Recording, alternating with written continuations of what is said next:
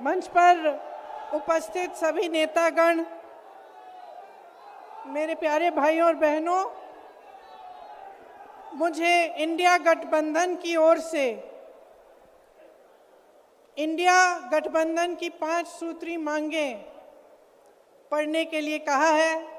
इससे पहले कि मैं ये शुरू करूं, मैं एक छोटी सी बात आपके सामने रखना चाहती हूं।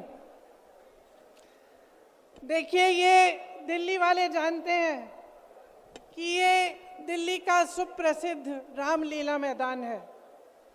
यहाँ बचपन से मैं आ रही हूँ।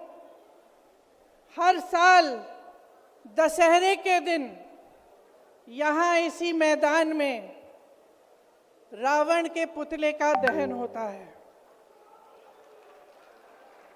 मैं छोटी थी तो अपनी दादी जी इंदिरा जी के साथ आती थी, उनके पैरों के पास ज़मीन पर बैठ के देखती थी। उन्होंने हमारे देश की ये प्राचीन, हजारों वर्ष प्राचीन गाथा जो रामायण है, भगवान राम जी की जीवन गाथा मुझे सुनाई।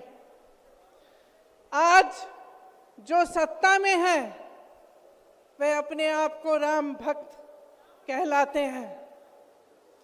इसीलिए यहाँ बैठे हुए मेरे मन में ये बात आई कि उनको इस संदर्भ में कुछ कहना चाहिए।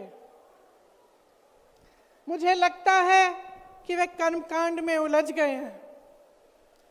मुझे लगता है कि वे दिखावे में लिप्त हो चुके हैं। इसीलिए मैं आज यहाँ खड़े होकर उन्हें याद दिलाना चाहती हूँ कि वो हजारों वर्ष पुरानी गाथा क्या थी और उसका संदेश क्या था। भगवान राम जब सत्य के लिए लड़े, उनके पास सत्ता नहीं थी।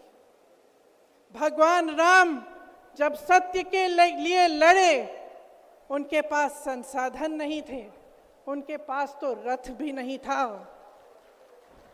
रथ रावण के पास था, संसाधन रावण के पास थे, सेना रावण के पास थी, सोना रावण के पास थी। वो तो सोने की लंका में रहता था।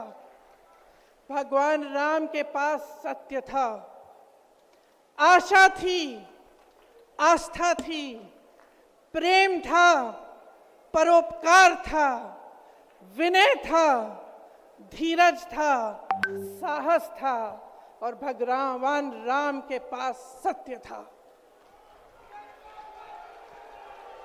मैं सत्ता में बैठे हुए सरकार के जितने भी सदस्य हैं, अपने प्रधानमंत्री नरेंद्र मोदी जी को याद दिलाना चाहती हूं कि इस जीवन राम भगवान के जीवन गाथा का क्या संदेश था।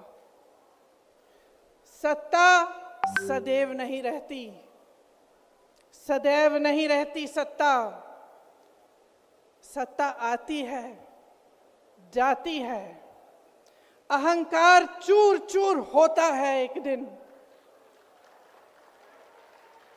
यही संदेश था भगवान राम का, उनके जीवन का। और आज यहाँ रामलीला मैदान पर खड़े हुए इंडिया गठबंधन की 5 मांगों को पढ़ने से पहले मुझे ये उचित लगा कि मैं ये संदेश एक बार फिर दोहराऊं।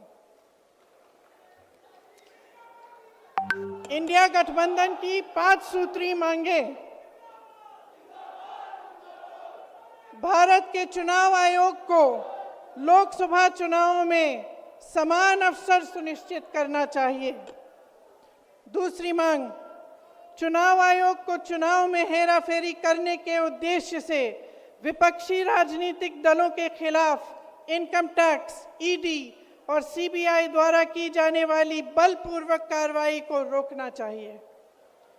तीसरी मांग, श्री हेमंत सोरेन एवं श्री अरविंद केजरीवाल जी की तत्काल रिहाई की जाए। चौथी मांग, चुनाव के दौरान विपक्ष के राजनीतिक दलों का आर्थिक रूप से गला घोंटने की जबरन कार्रवाई तुरंत बंद होनी चाहिए। पांचवी मांग, चुनावी बांड का उपयोग करके बीजेपी द्वारा बदले की भावना जबरन वसूली और धन शोधन के आरोपों की जांच के लिए सुप्रीम कोर्ट की निगरानी में एक एसआईटी गठित हो जानी चाहिए। बीजेपी शासन द्वारा पैदा की गई अलोकतांत्रिक बाधाओं के बावजूद इंडिया गठबंधन लड़ने, जीतने और हमारे लोकतंत्र को बचाने के लिए दृढ़ और आश्वस्त है। जुड़ेगा भारत, जीतेगा इंडिया। एक बार मेरे साथ कहिए, जुड़ेगा भारत, जुड़ेगा भारत, जुड़ेगा भारत। धन्यवाद। जय हिंद।